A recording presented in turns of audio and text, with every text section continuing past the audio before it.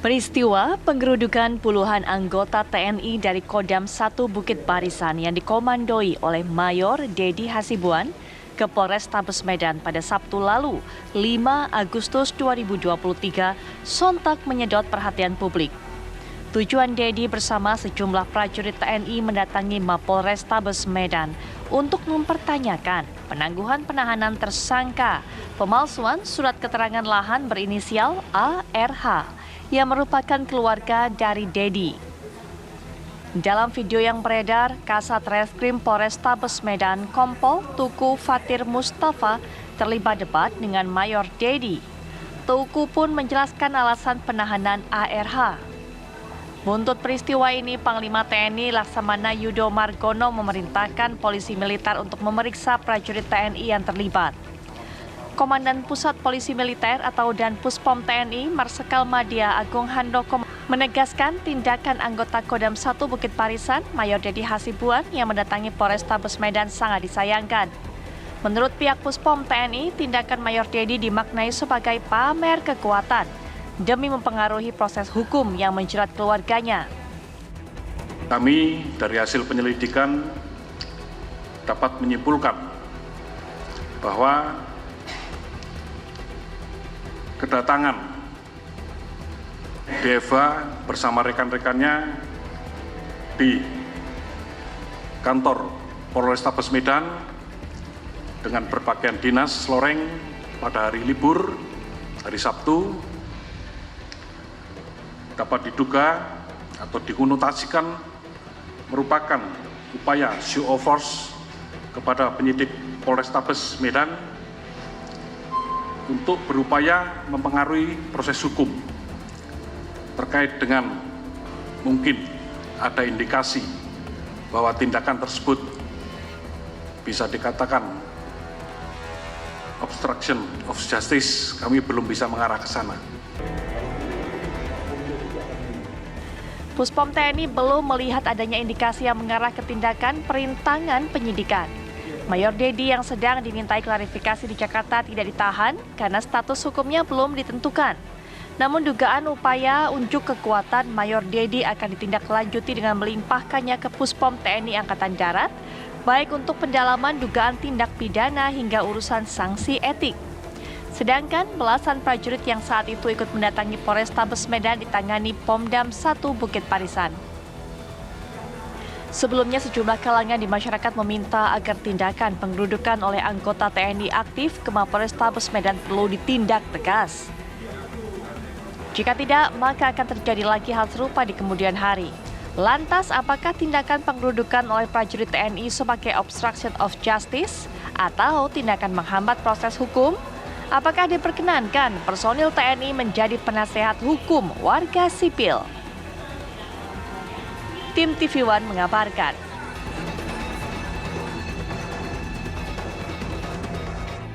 Bukan hanya Mayor Dedi Hasibuan yang menjalani pemeriksaan, tapi ada 22 anggota TNI lainnya juga saat ini diperiksa, termasuk mereka juga yang ikut serta dalam kegiatan penggerudukan ke Mapolres di Sumatera Utara atau di Medan Sumatera Utara tersebut. Yang menjadi pertanyaan adalah kenapa yang dilakukan oleh Mayor Dedi Hasibuan ini beserta 22 anggota TNI lainnya hanya digolongkan sebagai show of force untuk mempengaruhi proses hukum dan tidak ada indikasi yang mengarah kepada perintangan penyidikan. Untuk bisa membahas mengenai hal ini sudah hadir di samping saya akan melihat dari kacamata hukum pidana Mas Heri Firmansyah. Assalamualaikum warahmatullahi wabarakatuh. Selamat malam Mas Heri. Waalaikumsalam warahmatullahi wabarakatuh. Selamat malam Mbak Putri. Baik, selain Mas Heri kita juga sudah terhubung dengan Brigjen TNI Hamim Tohari selaku Kepala Dinas Penerangan Angkatan Darat atau Kadis Penat. Assalamualaikum warahmatullahi wabarakatuh. Selamat malam Pak Kadis Penat. Waalaikumsalam, selamat malam Mbak Putri. Baik, Pak Kadis Penat mungkin bisa dijelaskan juga pertama kepada kami bagaimana perkembangannya proses pemeriksaan terhadap Mayor Dedi Hasibuan hingga saat ini. Karena sempat juga berkembang pertanyaan di kalangan masyarakat ini Pak, betulkah memang Dedi Hasibuan ini ditahan atau ada upaya-upaya lainnya? Silakan Pak. Baik, terima kasih Mbak Putri. Jadi perlu saya sampaikan di sini bahwa kemarin itu Mayor Dedi Hasibuan yang diduga, ini masih diduga ya, kemudian berbagai pendapat berkembang itu melakukan hal-hal yang kita bisa kategorikan tidak etis, atau mungkin tadi kalau dan Puspom TNI mengatakan itu sebagai show of force, ini sudah dipanggil ke Puspom TNI dan hari ini tadi pagi sudah dilimpahkan ke Puspomat untuk pendalaman. Jadi dalam hal ini sekarang Mayor Dedi sedang ditangani oleh Puspomat. Dalam hal ini dilakukan penyelidikan lebih lanjut, pendalaman terkait dengan berbagai aspek.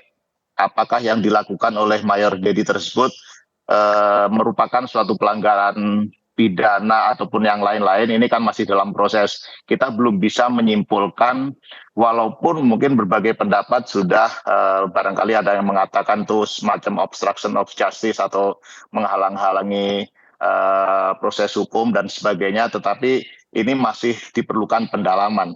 Karena memang kita tidak bisa juga menyimpulkan secara langsung. Perlu proses-proses bagaimana latar belakangnya, apa maksud dan tujuannya, sehingga kemudian Mayor Dedi bersama dengan rekan-rekannya mendatangi Polres, walaupun sebenarnya sudah disampaikan oleh Kapendam 1 dan juga Kapolresta Medan beserta Kabid Humas Polda Sumatera Utara, bahwa tujuan dari Mayor Dedi tersebut dalam rangka berkoordinasi terkait dengan penangguhan penahanan yang dilakukan atau yang diajukan terhadap kerabatnya yang berinisial ARH yang sedang mengalami ataupun menghadapi masalah di Polresta Medan. Sehingga ini memang masih dalam proses penyelidikan begitu Mbak Putri. Baik, kami ulangi kembali ingin mengklarifikasi sehingga sampai saat ini belum bisa disimpulkan pelanggaran keras apa yang dilakukan oleh Mayor Dedi Hasibuan, begitu Pak? Betul, kita masih mendalami terus dan nanti akan kita sampaikan kalau sudah proses penyelidikan dilakukan oleh Puspomat. Apakah nanti berlanjut kepada penyidikan dan kemudian penetapan lain-lainnya nanti akan kita sampaikan kemudian. Baik. Tapi kemudian pada saat konferensi pers, Pak Kadis Penat sempat diungkapkan atau diberikan keterangan bahwa yang dilakukan oleh Mayor Dedi Hasibuan ini tergolong show of force, hanya unjuk kekuatan untuk mempengaruhi proses hukum. Bukankah hal itu, yaitu mempengaruhi proses hukum, termasuk juga dalam perintangan penyidikan, Pak? Memang ini berbagai pendapat bisa berkembang, namun demikian kembali lagi ini masih dalam proses penyelidikan ataupun pendalaman oleh Puspomat. Kita belum bisa menyimpulkan dengan berasumsi-asumsi atas dasar pendapat yang sebenarnya kan kita masih perlu mengumpulkan fakta-fakta maupun kejadian yang sebenarnya. Ini masih dalam proses penyelidikan, nanti akan kita sampaikan, Mbak. Baik. Saya belum berani juga menyampaikan kesimpulan apakah itu betul show of force, kemudian perintangan terhadap penyidikan dan sebagainya, karena kan sudah disampaikan juga pada saat konferensi pers oleh Kabid Humas Polda Sumut beserta Kapendam 1 Bukit Barisan dan Kapolrestabes bahwa kedatangan yang bersangkutan adalah untuk berkoordinasi. Hanya mungkin caranya yang kemudian menimbulkan polemik di masyarakat, dalam hal ini yang bersangkutan atau Mayor Dedi Hasibuan mengajak rekan-rekannya untuk datang ke Polrestabes, demikian. Baik, Mas Heri juga mungkin punya pandangan mengenai hal ini, membandingkan dan juga mengkontraskan keduanya, termasukkah perintangan penyidikan atau hanya sekedar show of force? Sepertinya batasnya sangat tipis. Iya, yang pasti kalau militer aktif kan akan tunduk pada ketentuan pidana militer nantinya ya. Dan kemudian ini kalau kita melihat dari kaca obstruction of justice, Mbak Putri, ini kan sebenarnya lebih banyak dikenal dalam common law ya. Nah, ada 4 ruang lingkup obstruction of justice, dalam hal ini adalah merintangi penyidikan. Bahwa dahulu kita kenal ada kasusnya Frederick Yunadi, mohon maaf, di kasusnya IKTP dahulu kan, diminta KPK juga diajukan ke muka pengadilan dengan pasal 21 Undang-Undang Tindak Pidana Korupsi, yaitu merintangi penyidikan dan ancaman pidananya dari 3 sampai 12 tahun. Nah, untuk KUHP sendiri di pasal 221, 231, dan 233. Nah, kembali ke ruang lingkup obstruction of justice itu ada 4, Mbak Putri. Bahwa yang pertama adalah bicara tentang aiding a suspect. Aiding a suspect ini berarti memberikan bantuan kepada si tersangka tadi dengan menginformasikan terkait dengan penyidikan yang sedang berjalan. Yang kedua ada lying. Lying ini berarti ada nilai kebohongan yang diberikan, baik itu informasi ataupun keterangan kepada penyidik. Nah, dalam konteks yang lain ada istilahnya famous obstruction, itu menghilangkan barang bukti. Hmm. Dan yang keempat, yang terakhir adalah tampering with the evidence. Tampering with the evidence ini adalah dalam hal ini merusak barang bukti. Nah itu kan di kasusnya Sambo kemarin sempat ya, ketika Ya, betul. CCTV tadi berupa CCTV yang coba hendak dihilangkan oleh para tersangka. Nah di kasusnya Pak Dedi Hasibuan ya, Pak Mayor ini saya melihatnya ini harus dipastikan betul memang apakah kedatangan tadi untuk menghalang-halangi penyidikan atau tidak. Karena kalau kita lihat upaya merintangi ini biasanya tidak terang benderang dilakukan. Kalau itu kan datang dengan baju militer Betul. dan kemudian datang dengan jumlah lebih dari satu orang. Betul. Di tengah hari pula. Jadi saya tidak melihat adanya upaya untuk bersembunyi ya atau menyembunyikan pelaku kejahatan di pasal 221 misalnya. Karena yang diminta memang adalah informasi. Sekali lagi kita tidak membenarkan perbuatan tersebut dengan mendatangi pihak Polresta Medan ya. Karena dalam hal ini kan setiap penyidik dalam konteks penegak hukum punya kewenangan. Ya. Nah kewenangan ini harusnya ada independensi, tidak boleh diintervensi juga Baik. dengan kekuatan apapun. Baik. Nah itu yang sebenarnya kita garis bawahi. Sehingga tadi benar juga saya sependapat bahwa ini akan dilihat dulu apakah masuk dalam lingkup obstruction of justice berdasarkan ruang lingkup tadi yang saya sebutkan Ya. dan ketentuan KUHP yang ada. Sedangkan beliau di sini kan catatannya masih melekat sebagai anggota militer aktif kan. Betul, betul. Nah, kalaupun dilihat dalam KUHP militer mungkin nanti Pak Brigjen bisa mungkin sampaikan mungkin ketentuan di 103, 127 itu lebih tepat kalau memang terbukti ya. Karena dalam hal ini misalnya dia memerintahkan kepada bawahannya untuk mengikuti apa yang ia perintahkan. Ya, Itu di 127. Ya. Atau dia tidak mengikuti aturan kedinasan yang ada. Itu di 103. Baik, mungkin Mas Heri saya tahan dulu sampai di situ, Ya. termasuk juga nanti Pak Kadis Penat bisa menjelaskan kepada kita sebenarnya bagaimana aturannya anggota TNI ini kemudian memberikan bantuan hukum kepada masyarakat sipil, kepada warga sipil, termasuk juga kepada ARH. Nah, kita akan bahas setelah jeda berikut ini, kami segera kembali saat lagi.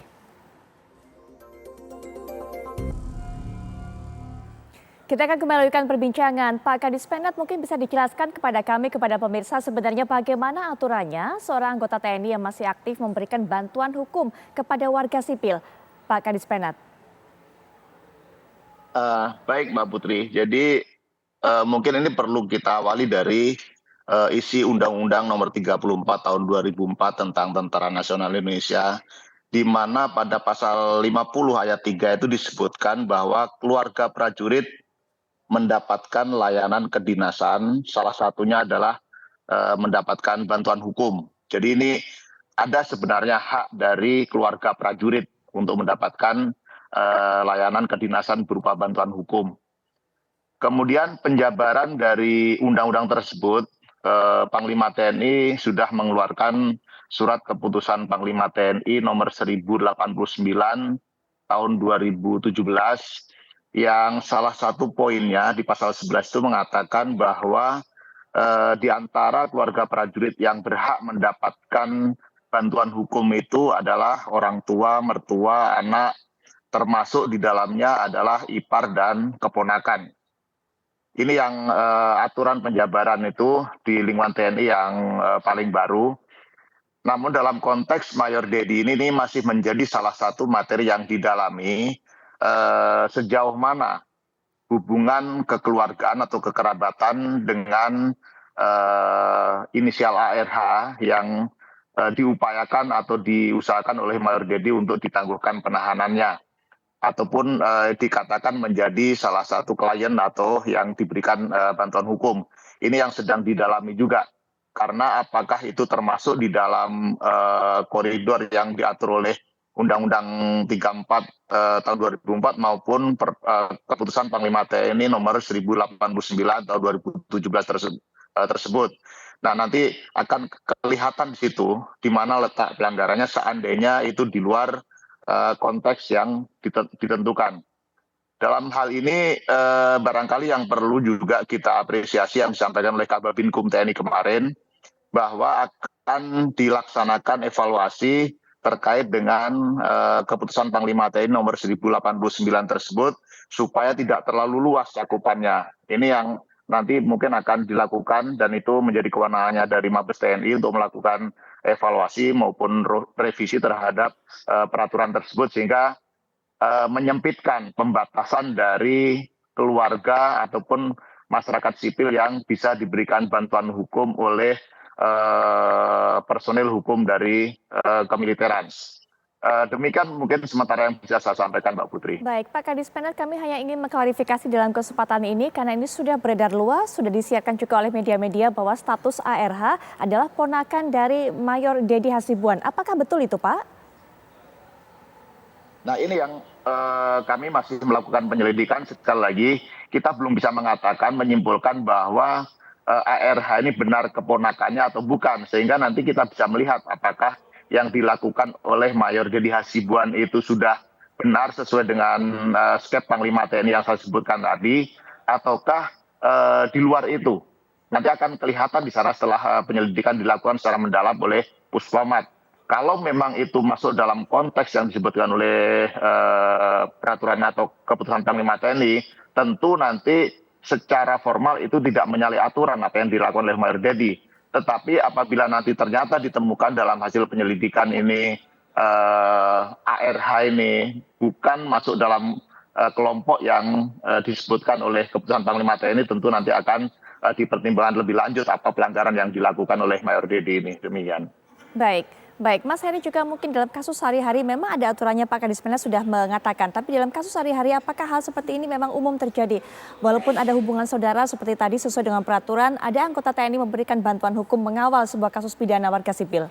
Ya, dengan segala hormat, itu kan tadi undang-undang yang mengatur internal dari rumah tangga TNI ya. Tapi kalau saya melihatnya dari kacamata sipil, kan ada undang-undang advokat ya, Undang-Undang 18 tahun 2003 Mbak Putri, bahwa ketika orang itu akan diangkat menjadi advokat, dia harus sarjana hukum dan dia tidak boleh PNS atau pejabat negara. Nah, kalaupun lah tadi beliau ini, Pak Dedi tadi adalah seorang yang memenuhi kualifikasi sebagai advokat, pertanyaan berikutnya adalah Mbak Putri, bolehkah seorang anggota TNI aktif kemudian melakukan pembelaan kasus atau menjadi kuasa hukum di peradilan umum? Nah, kalau kita bicara teori dan praktek, di praktek ditemukan juga ada yang diterima. Bahkan dari ujian profesi advokat, kalau saya tidak salah membaca, mencari informasi terkait hal itu masih diperbolehkan.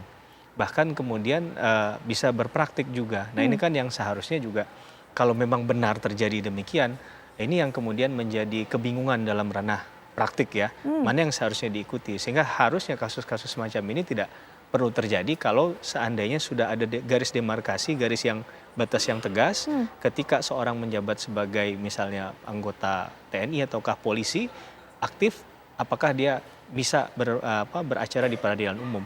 Sehajatinya kalau menurut saya pribadi seharusnya setelah pensiun barulah boleh memegang perkara yang sifatnya umum tadi di peradilan umum. Baik. Karena apa? Ini berkaitan dengan konflik of interest juga, Mbak.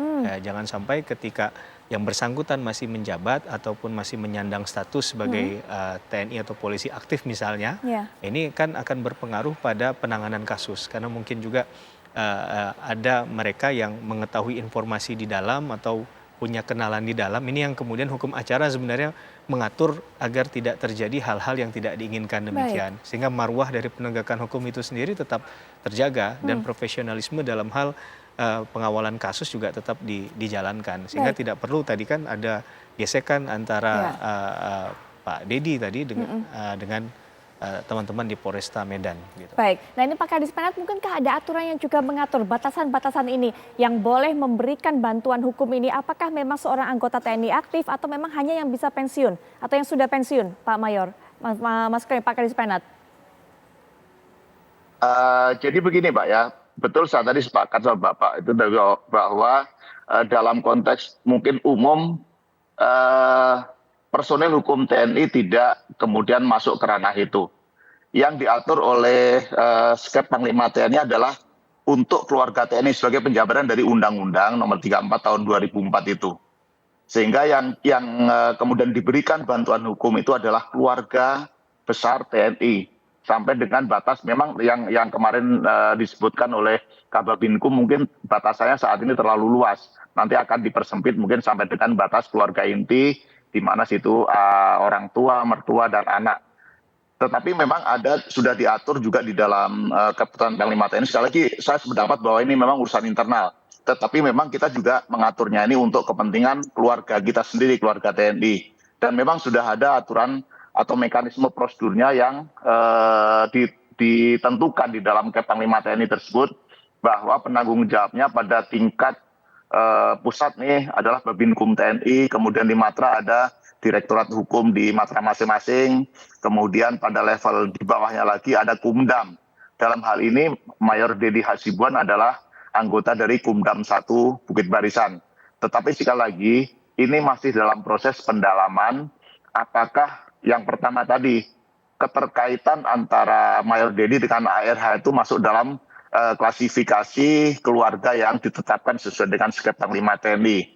Kemudian nanti juga dari hasil penyelidikan dan pendalaman akan terlihat di sana apakah mekanisme perbantuan hukum itu sudah sesuai dengan ketentuan atau belum. Sehingga nanti akan dilihat di mana kalau memang terjadi kesalahan akan kita sampaikan. Kalau tidak juga nanti akan kita sampaikan bahwa yang dilakukan oleh Mayor Dedi ini sudah benar atau belum. Demikian. Baik Pak Kadis Penat, terima kasih sudah meluangkan waktu untuk memberikan keterangan kepada kami. Kami akan terus tunggu Pak bagaimana hasil pemeriksaan. Mas Heri juga terima kasih tentunya. Wassalamualaikum warahmatullahi wabarakatuh. Selamat malam kepada para narasumber. Dan pemirsa, kami akan segera kembali saat lagi dengan rangkaian kabar-kabar menarik lainnya.